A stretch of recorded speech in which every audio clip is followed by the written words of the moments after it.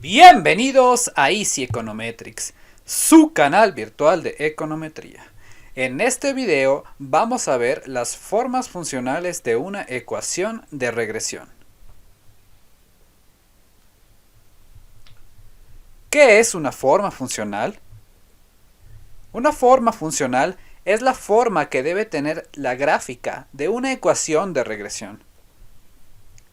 Es decir, la gráfica debe ser una línea recta. La línea debe pasar a través del origen. ¿Esperamos que la línea sea curva? La elección de una forma funcional para una ecuación de regresión debe estar basada en la teoría y solo rara vez sobre cuál forma provee el mejor ajuste. Por ejemplo, para mostrar las diferentes combinaciones entre dos bienes que reportan la misma satisfacción a una persona y que son preferidas a otras combinaciones, ¿qué forma funcional deberíamos usar? ¿Esta? ¿O tal vez esta? ¿O quizás esta otra? Las formas funcionales. Las formas funcionales son 5. La primera es la forma funcional lineal. También tenemos la doble logaritmo, la semilogaritmo, la polinomial y la inversa. La forma funcional lineal. La forma funcional lineal está basada sobre el supuesto de que la pendiente de la relación entre la variable independiente y la variable dependiente es constante. Si hay poca teoría sobre la cual basar una forma funcional esperada, la forma funcional lineal debe ser usada hasta que se encuentre evidencia contundente que diga lo contrario. Debido a que la forma funcional lineal suele ser usada por defecto, algunas veces es referida como la forma funcional por defecto. Por ejemplo, supongamos que Mickey tiene una fábrica de marshmallows, en donde si el precio de estos dulces sube, se producirá más. Tenemos la relación de X y Y, en donde en la variable Y tenemos el precio, ¿sí? Este va a ser el precio y la variable X va a ser la cantidad producida.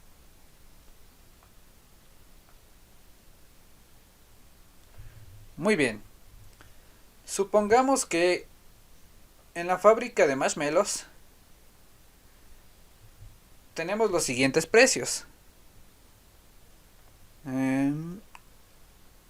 A $10 una funda, a $20 las dos fundas y a $30 las tres fundas. Sí, denotada por la cantidad 1, 2 y 3. Entonces, ¿qué nos dice la ley de la oferta? A mayor precio, mayor cantidad producida. Es decir, un precio de $10 vamos a producir tan solo una unidad.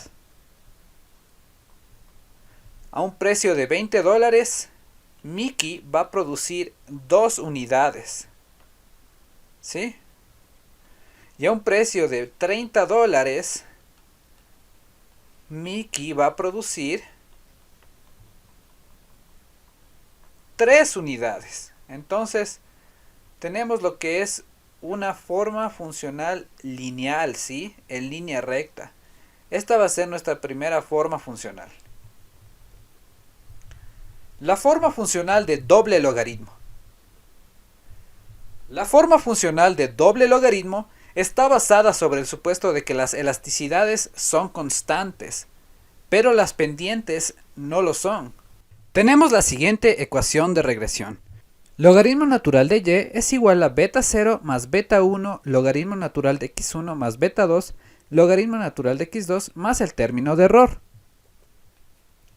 La forma funcional de doble logaritmo es tan popular que muchos científicos la usan como la forma funcional por defecto, en lugar de la forma funcional lineal.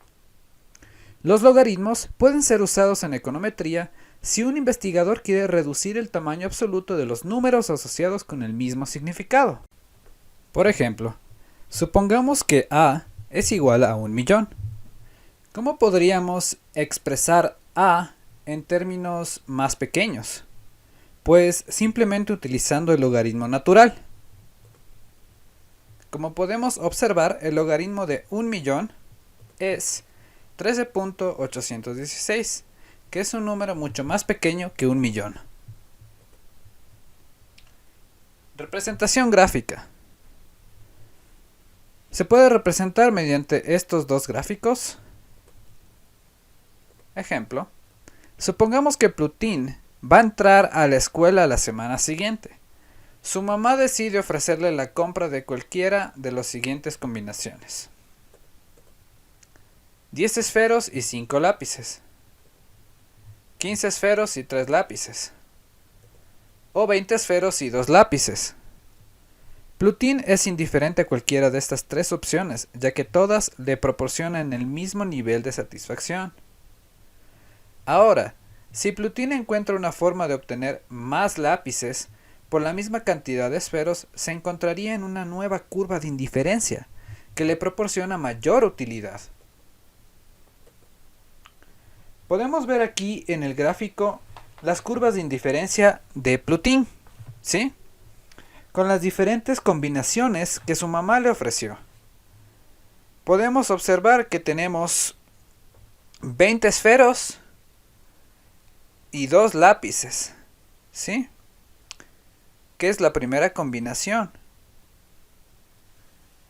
Sí, sería nuestra combinación 1. La segunda combinación son 15 esferos y 3 lápices. Sería nuestra combinación número 2. Y la combinación número 3 son 10 esferos y 5 lápices. Sería nuestra combinación número 3. Con la curva de indiferencia, ¿sí? Curva de indiferencia número 1. Ahora, si Plutín decide hacer una negociación con su mamá y le dice: mamá, si me regalas más esferos y más lápices, te prometo que sacaré mejores notas. A lo cual ella accede. Entonces, la curva de indiferencia de Plutín se trasladará hacia la derecha y su satisfacción aumentará, por lo cual tendríamos una nueva curva de indiferencia. Número 2. ¿Sí? Muy bien, sigamos. Forma funcional de semilogaritmo. La forma funcional de semilogaritmo es una variante de la forma funcional de doble logaritmo. En esta forma funcional, algunas, pero no todas las variables están expresadas en términos de sus logaritmos naturales. Podemos ver aquí la ecuación de regresión, en la cual tenemos el logaritmo solo en la variable independiente x1, ¿sí? Pero no lo tenemos en la variable dependiente. Por ejemplo, se puede usar en las funciones de consumo que tienden a incrementarse a una tasa decreciente, pasado cierto nivel de ingreso. ¿Pero qué quiere decir esto?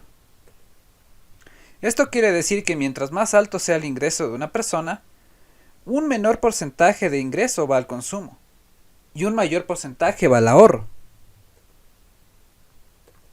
Esta es la representación gráfica, en donde podemos ver el incremento a una tasa decreciente. Podemos ver que sube, se incrementa, se va incrementando, pero de una forma decreciente, ¿sí? Ya no se incrementa tanto como en la primera parte, como en la primera subida, ya no se incrementa tanto como aquí. Vemos que la pendiente se hace más plana.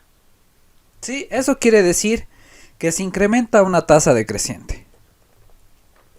Por ejemplo, supongamos que Goofy acaba de encontrar un empleo como economista en una importante empresa multinacional. Al cabo de unos años, debido a su gran desempeño, es promovido director general de análisis econométrico. Podemos observar la curva de consumo de Goofy, en donde cuando entró como pasante, ¿sí? Con unos $500 al mes, él consumía tan solo 100, es decir, un 20% de su ingreso. Sin embargo, al final de su periodo, cuando alcanzó el máximo rango, la máxima posición, Goofy ya comenzó a ganar $3,000, pero solo consumía $300 al mes.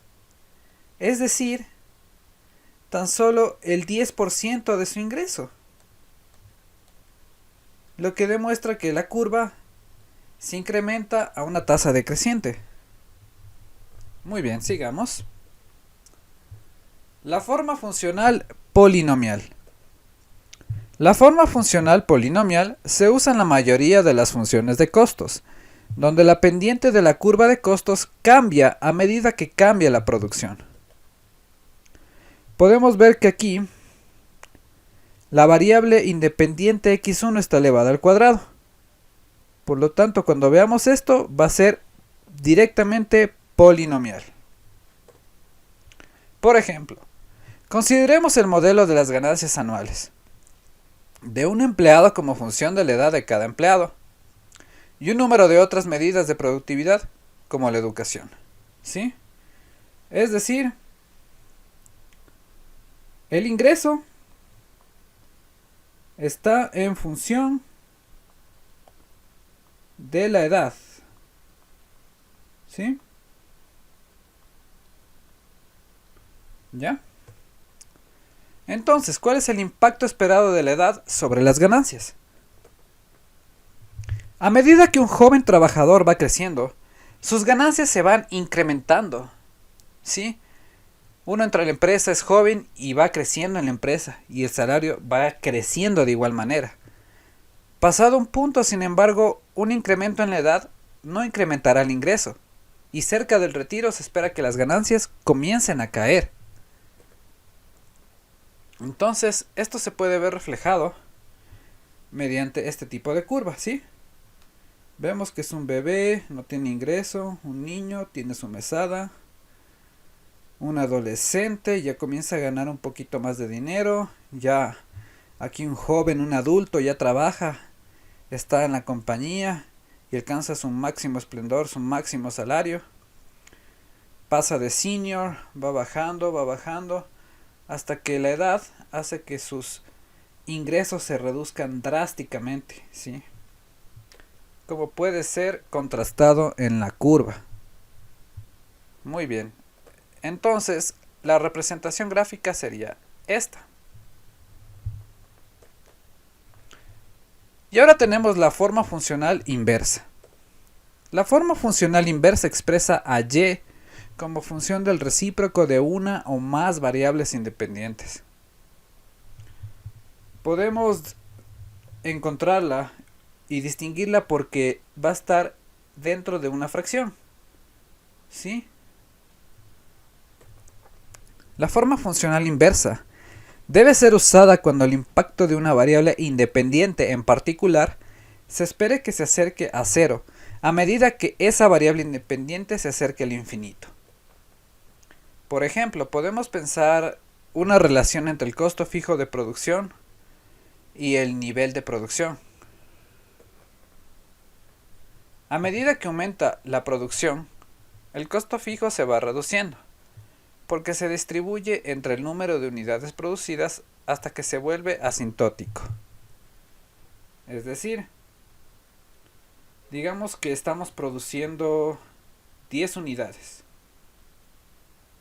y que nuestro costo fijo al mes de agua y luz es de $10. Entonces estos $10 los vamos a dividir para el número de unidades producidas, que son 10.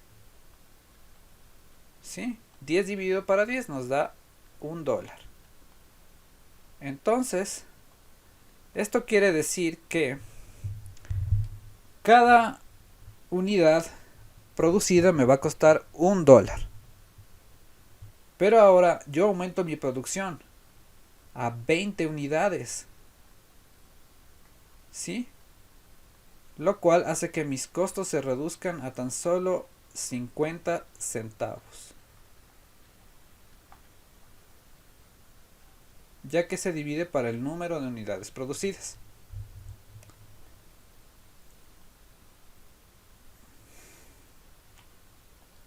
Muy bien. Borremos esto para continuar con la exposición. ¿Sí?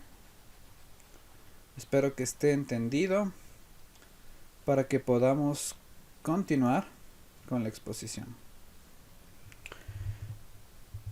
Y esto pasa hasta que se vuelve asintótico. Asintótico quiere decir que dentro de la gráfica se va a acercar a un punto horizontal. ¿Sí? Eso quiere decir la palabra asintótico, que se acerca al origen de la recta, pero nunca la llega a tocar. Entonces, podemos ver aquí reflejado en el gráfico como al producirse más unidades se va reduciendo el costo de cada una hasta acercarse al origen. Por ejemplo, supongamos que Mini produce 20 vestidos con un costo fijo de agua y luz de $10 mensuales.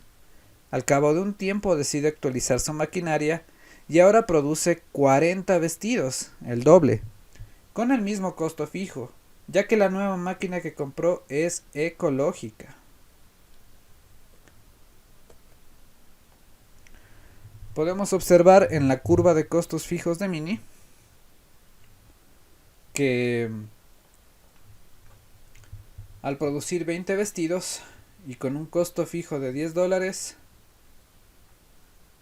cada unidad le va a costar 50 centavos, ya que dividimos $10 para 20 unidades, ¿sí?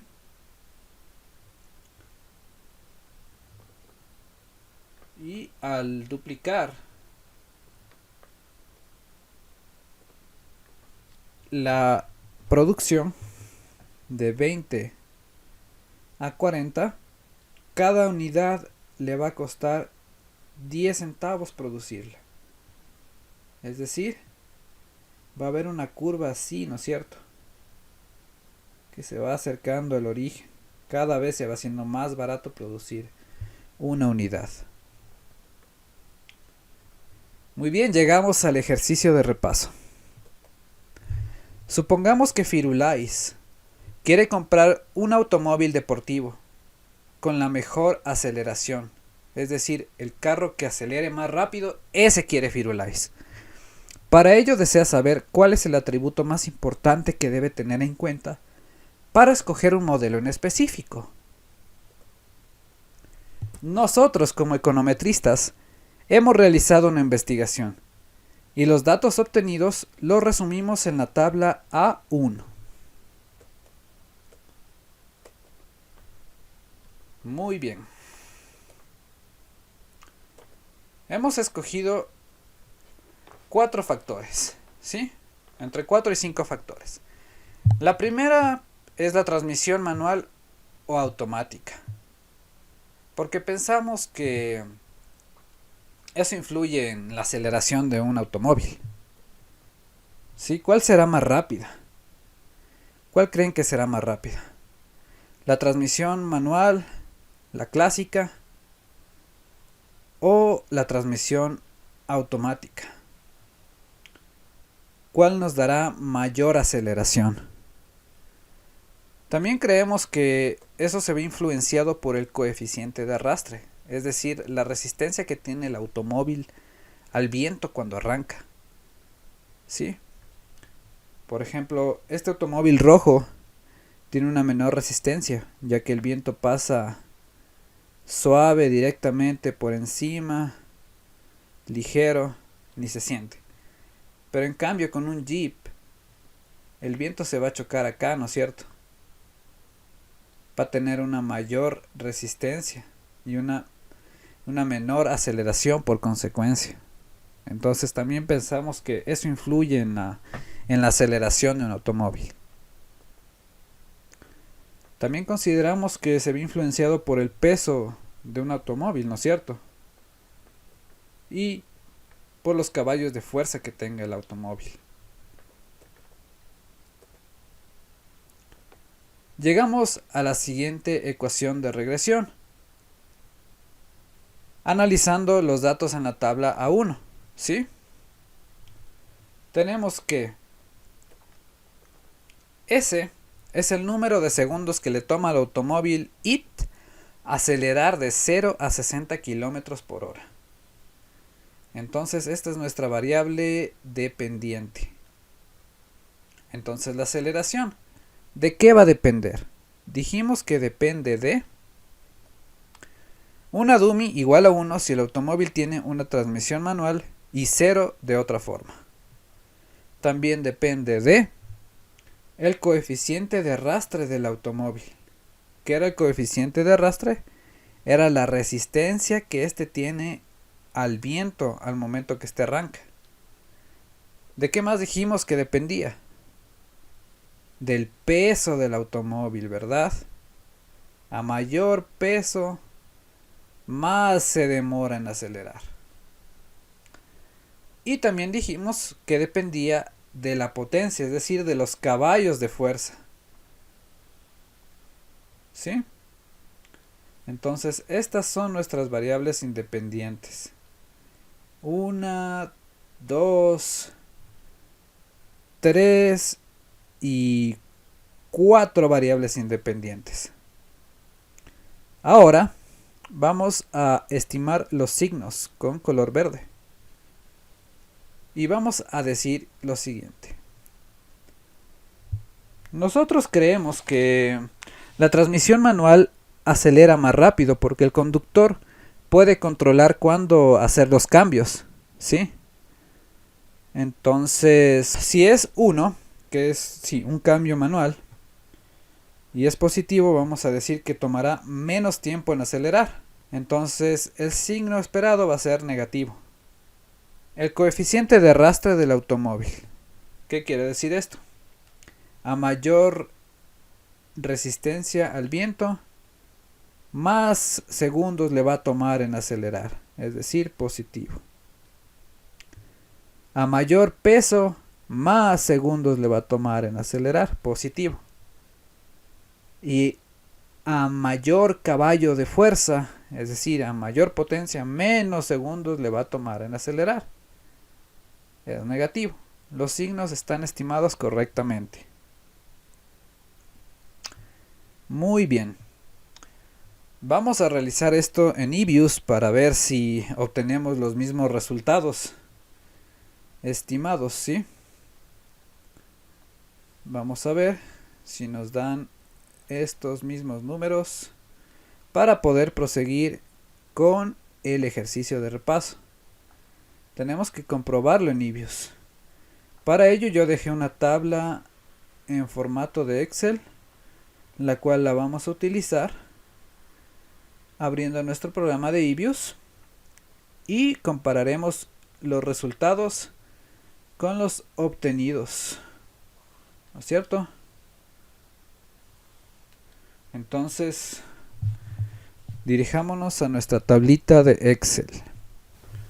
Bueno, una vez que estemos en nuestro programa econométrico de eViews, vamos a seleccionar la opción de nuevo, archivo de trabajo.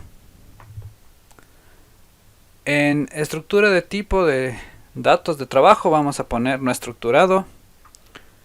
Tenemos 38 observaciones y en nombre del archivo, que es opcional, vamos a ponerle como autos.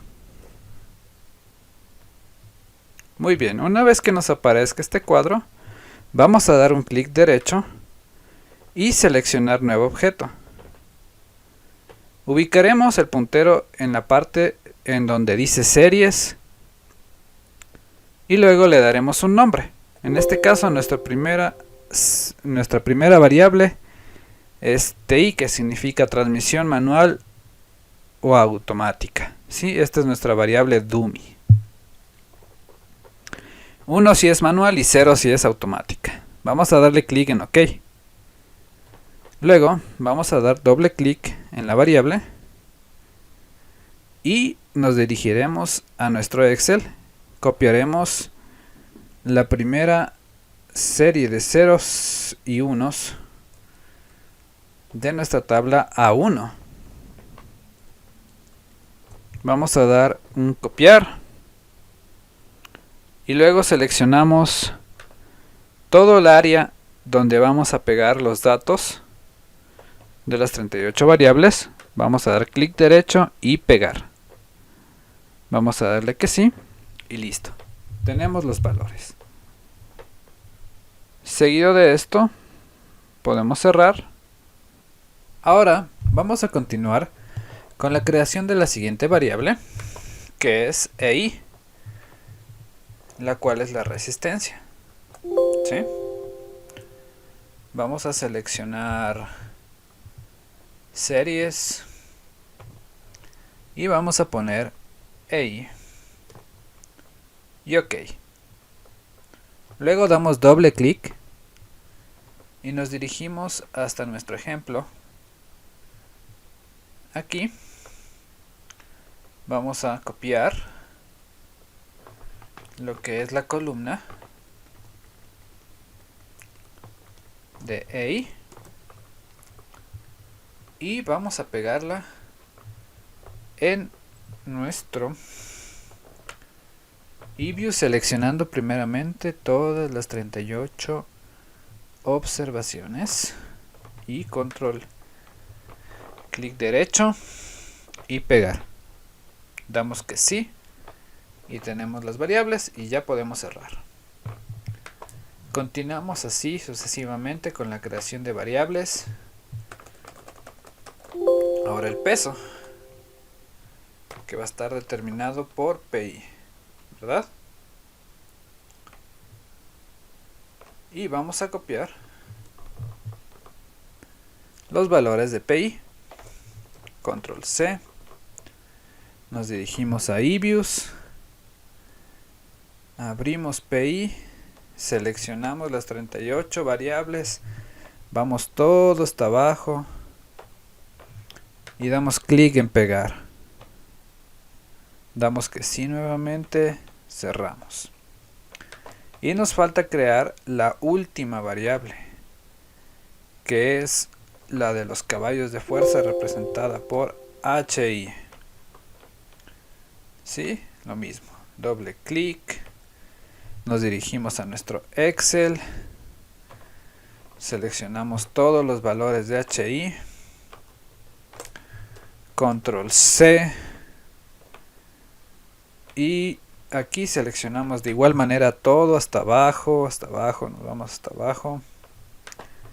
Control B, pegar, damos que sí y listo.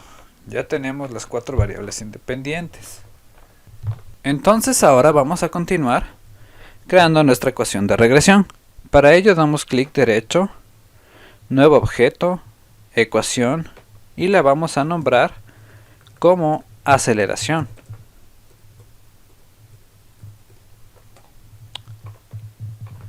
Y damos clic en OK. Y vamos a escribir las variables. Primero la dependiente, que es SI, luego la constante, luego en orden, menos el cambio automático o manual, más la resistencia al viento, más el peso y menos los caballos de fuerza. ¿Sí? Tenemos las 4 variables independientes, la constante y la variable dependiente. Y damos clic en aceptar. Nos fijamos también que esté el método de least squares, es decir, mínimos cuadrados ordinarios. Aceptamos y obtenemos la salida, es decir, nuestra ecuación de regresión. Ahora sí verifiquemos. Tenemos 9.22 y sí, 9.22, es decir, tenemos correctamente, ¿verdad? ¿Qué más tenemos? Tenemos que TI es 0.79. Vamos a verificar. 0.79, correcto. Tenemos que EI es 7.9, correcto. PI es 0.00041, correcto. Y HI es 0.019, correcto.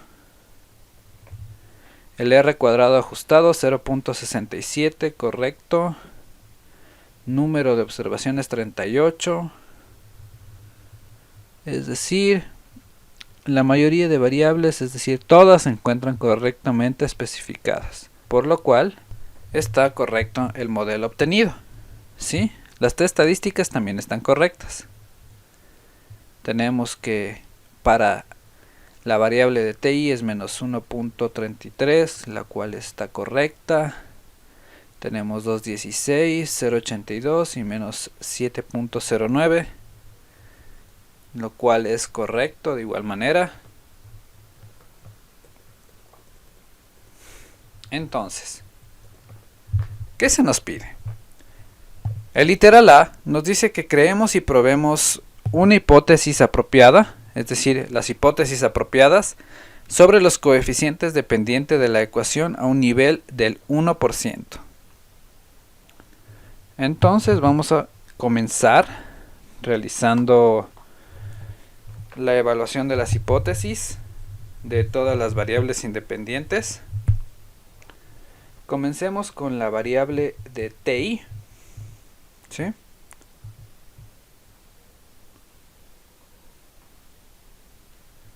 Entonces, la hipótesis nula y la hipótesis alternativa. ¿Qué nos dice la hipótesis nula y qué nos dice la hipótesis alternativa? La hipótesis alternativa es lo que queremos que suceda. Queremos que sea negativa. Entonces va a ser menor a 0. Por lo contrario, la hipótesis nula será mayor o igual a 0.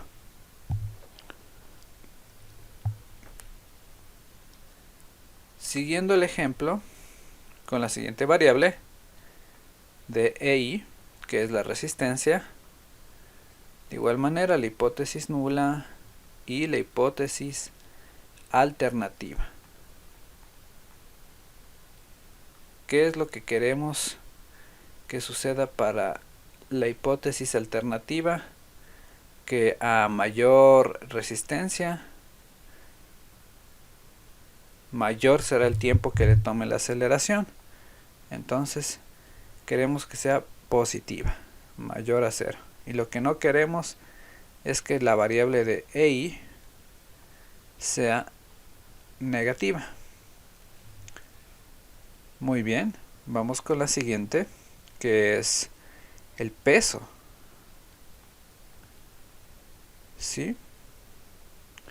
La hipótesis nula y la hipótesis alternativa.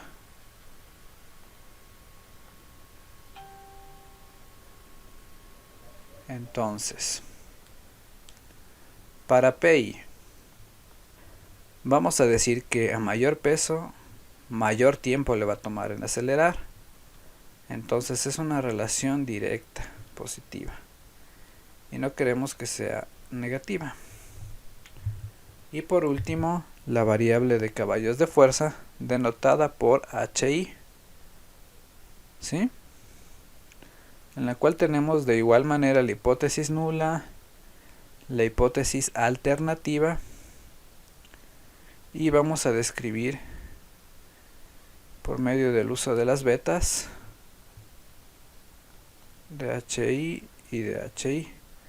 A mayor caballo de fuerza, menor tiempo me tomará en acelerar, es decir, es inversa. Por lo tanto, será menor. Y lo que no queremos es que sea mayor o igual a 0.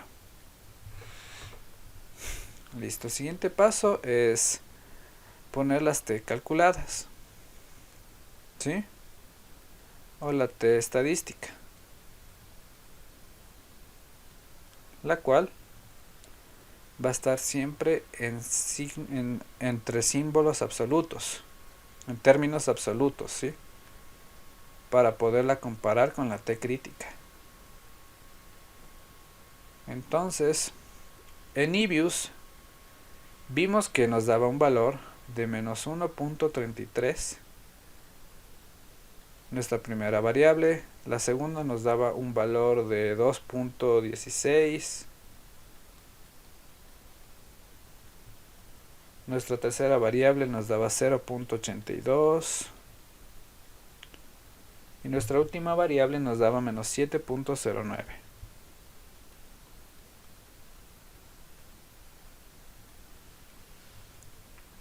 La T crítica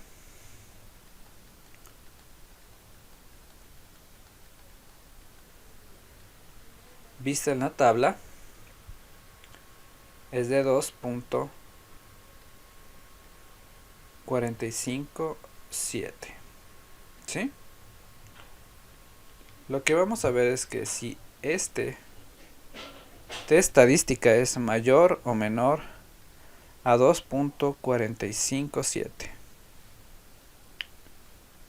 2.457 y 2.457.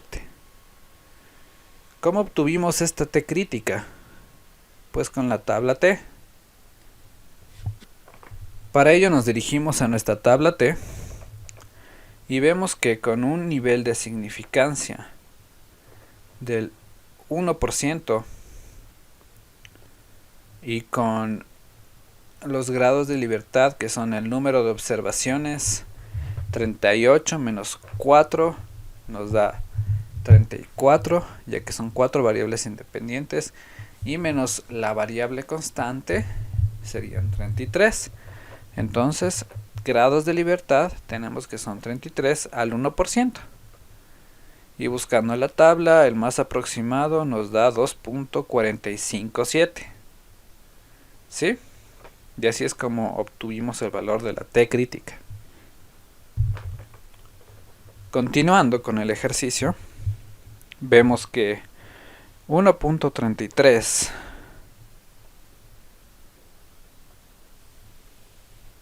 en términos absolutos es menor a 2.457.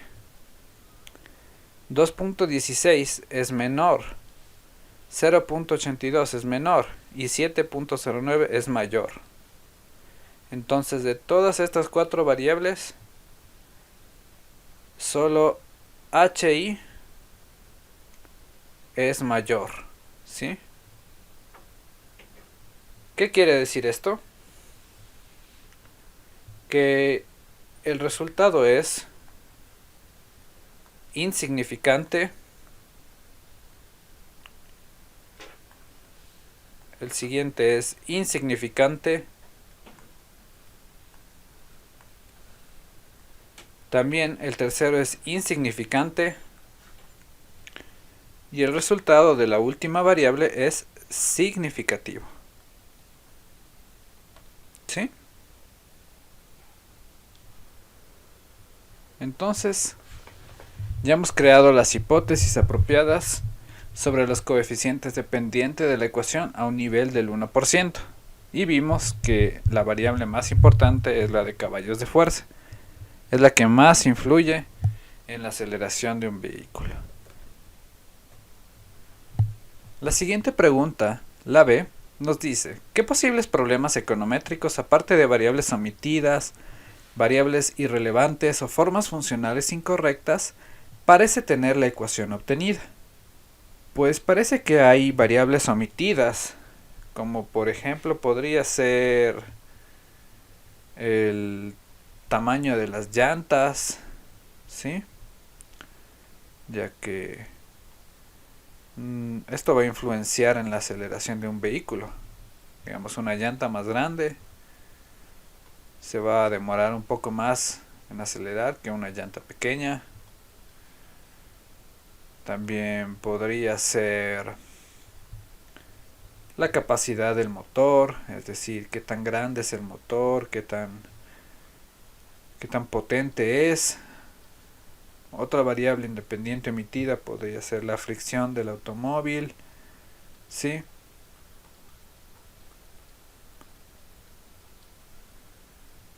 También podría ser la temperatura del motor o la tracción.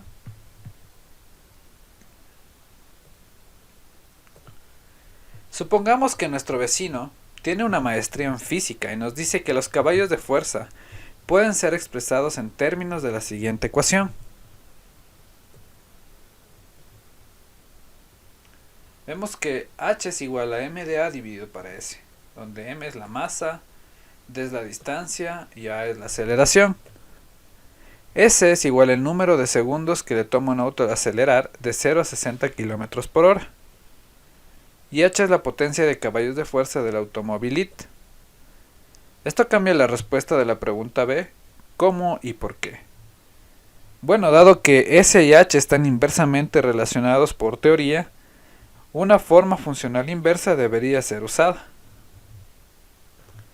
La pregunta D nos dice, en base a la respuesta de la pregunta C, decidimos cambiar la forma funcional de la relación entre S y H a una forma funcional inversa, porque esa es la relación teórica apropiada entre las dos variables.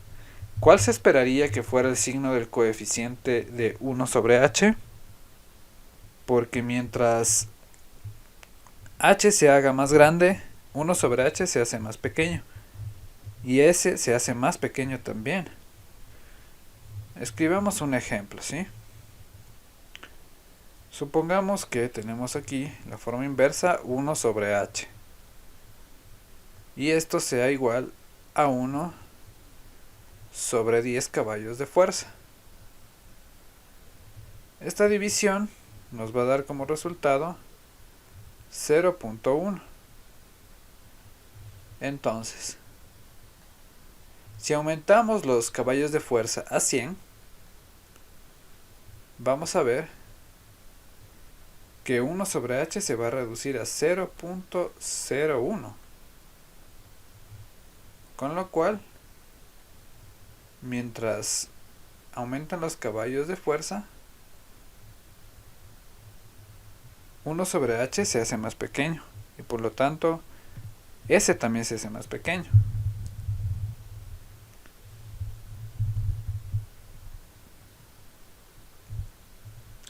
Es decir, mientras más caballos de fuerza tenga un automóvil, menos tiempo me va a tomar en acelerar. Por eso es que se reduce S, se reduce cuando H se incrementa. Y 1 sobre H, la forma inversa, también se reduce, como pudimos ver aquí.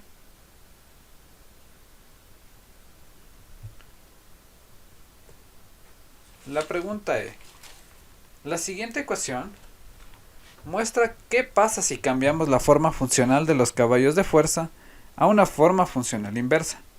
¿Cuál ecuación deberíamos usar? ¿Por qué? Si la ecuación 7.31 tiene un r cuadrado ajustado más alto y t estadísticas más altas, debería cambiar nuestra respuesta por qué sí y por qué no.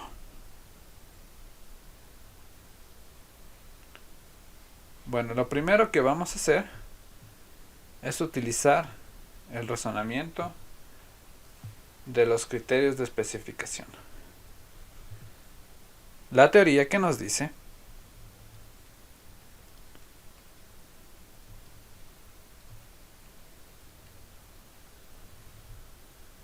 la prueba T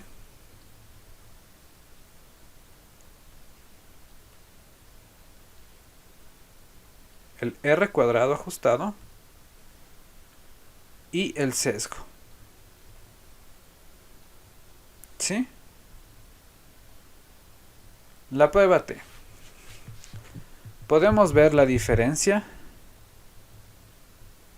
entre la primera ecuación, que no tiene la forma funcional, y la segunda ecuación, que sí tiene la forma funcional.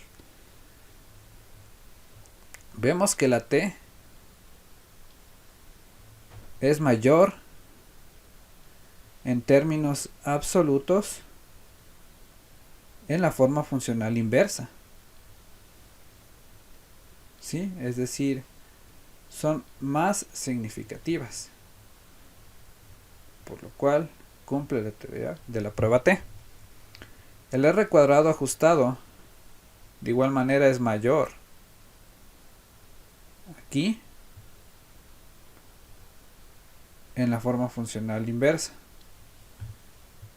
El sesgo, vemos que cambian significativamente de 9.22 a 2.16, de 0.79 a 1.59, de 7.9 a 7.4, de 0.41 a 0.0013, de 0.19 a 8.86.